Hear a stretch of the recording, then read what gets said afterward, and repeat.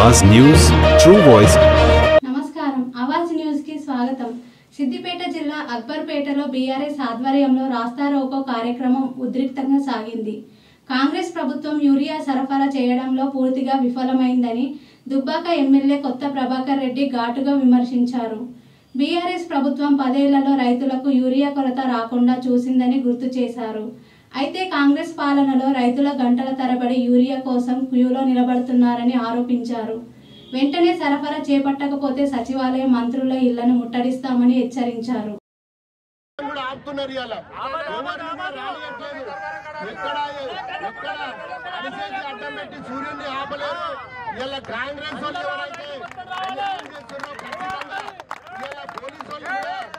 కనికరించట్లేదు।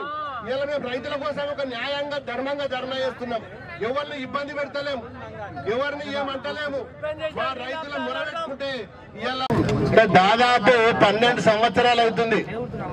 12 ఏళ్లలో ఒక్క రోజన్నా రైతుల కోసమో లేకపోతే ఇంకేదన్నా ఆపత్కో సంపత్కో ధర్నా చేసే అవకాశం వచ్చిందా మనకు? ఇవాళ ఇంత దారుణం అంటే ఇవాళ తెలంగాణ రాష్ట్రం సాధించుకుందే మనం రైతుల కోసం కష్టపడ్డాం। 14 ఏళ్లు పోరాటం చేసిన తెలంగాణని ఇవాళ కాంగ్రెస్ వాళ్ళు వచ్చి ఆగం చేయబట్టి మేమేమన్నా మనులు కావాలన్నామా, మాణిక్యాలు కావాలన్నామా, లేకపోతే డబ్బులు కావాలన్నామా, లేకపోతే బంగ్లాలు కావాలన్నామా?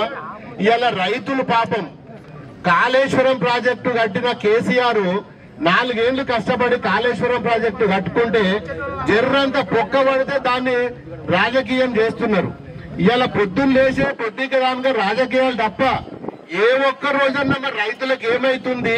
వర్షాకాలం వచ్చింది మరి నేను ఎంపీ ఉన్న 10 ఏళ్లు, నేను 10 ఏళ్లు ఎంపీలు ఉన్నప్పుడు ఢిల్లీలో ఉన్నప్పుడు కేసీఆర్ ఏమంటుండే, అరే బాబు మీరు ఎంపీలందరూ పోవాలి, యూరియా తీసుకురావాలి, అమోనియా తీసుకురావాలి, ఇవన్నీ రైతులకు మొదలే తీసుకురావాలి, మనం వర్షాలు పడక ముందే స్టాక్ పెట్టుకోవాలి, మన గోడాంలు ఉన్నాయా, ఎన్ని ఊర్లు ఉన్నాయి, ఎన్ని సొసైటీలు ఉన్నాయి, ఎన్ని గ్రామ పంచాయతీలు ఉన్నాయి, ఎంతమంది రైతులు ఉండ్రు, ఎన్ని టన్నుల యూరియా కావాలని చెప్పి మరి అనునిత్యం కూడా మరి ఫాలో అప్ చేసేది। ఇవాళ ఏమైతుంది పరిస్థితి? కాంగ్రెస్ వచ్చినాక ఏ ఒక్క ఎంపీ గాని ఏ ఒక్క ఎమ్మెల్యే గాని ఎవరన్నా పోయి కనీసము కాలం అయిపోయి వర్షాలు పడబట్టి ఇప్పుడు 3 నెలలు అవుతుంది, 3 నెలల నుంచి ఎవరన్నా రైతుల గురించి పట్టించుకున్నారా? ఇప్పుడు అగ్రికల్చర్ మంత్రి ఉంటాడు, ఆయన ఖమ్మంలో ఉంటాడు, మరి మనకేమో ఇన్ఛార్జ్ మంత్రి, మనకేమో ఆదిలాబాద్ అయినా మనకి ఇన్ఛార్జ్ మంత్రి, మన ఆపద సంపత్తి చెప్పుకోవాలంటే ఆదిలాబాద్ అయినా చెప్పుకోవాలి మనం। ఇది పరిస్థితి ఇలా మన మెదక్ జిల్లాది।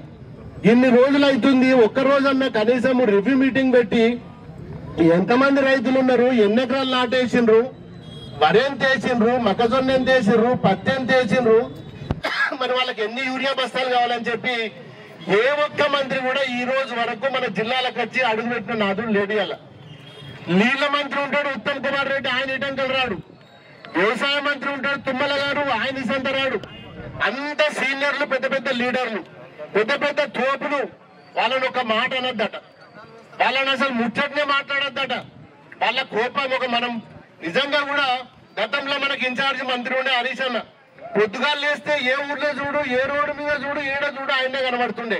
ఇవాళ ఒక్క మంత్రి తిరుగుతున్నాడా? తిరుగుతున్నాడు కనబడరా? ఇది పరిస్థితి ఇవాళ। మరి ఎందుకు మీరు మంత్రులు ఎందుకు, మీ ప్రభుత్వం ఎందుకు, మరి మీ ముఖ్యమంత్రి గారు మీకు చెప్తలేడా?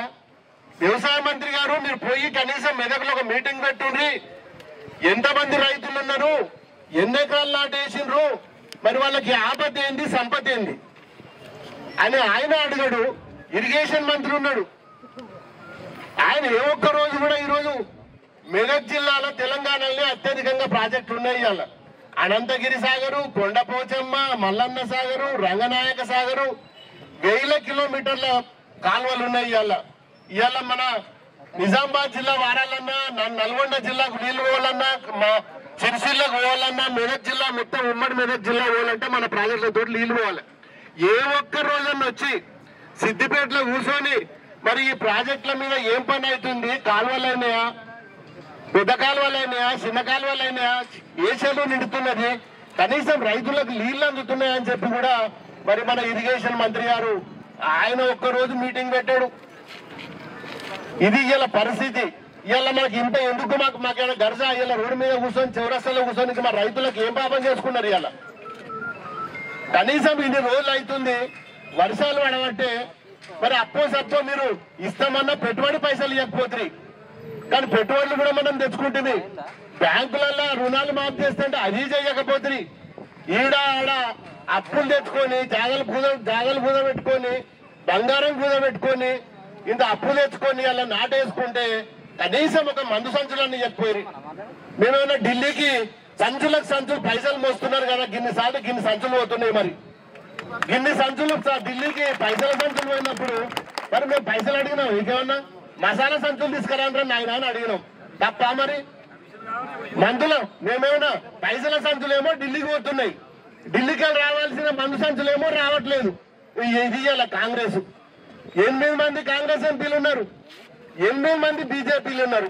అంత తోపులే, మళ్ళీ అంత సీనియర్లే.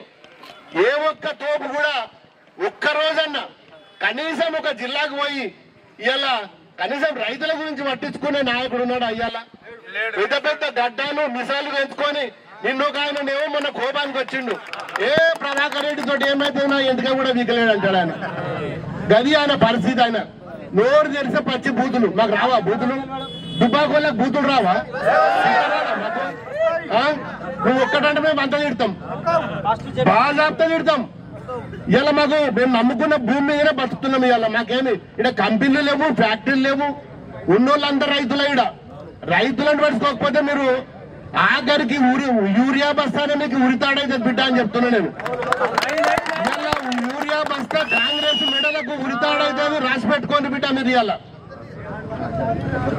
ఇలా డాన్సులు చేస్తున్నారు. ఇలా ఆపత్తోటి రైతులు రోడ్ల మీద ధర్నాలు చేస్తే మా కాంగ్రెస్ నాయకులు, జిల్లా నాయకులేమో ఇలా డాన్సులు చేస్తున్నారు. ఏం డాన్సులు చేస్తున్నారు ఇలా? నేను టీవీలో చూసిన వచ్చినప్పుడు ఇది పరిస్థితి.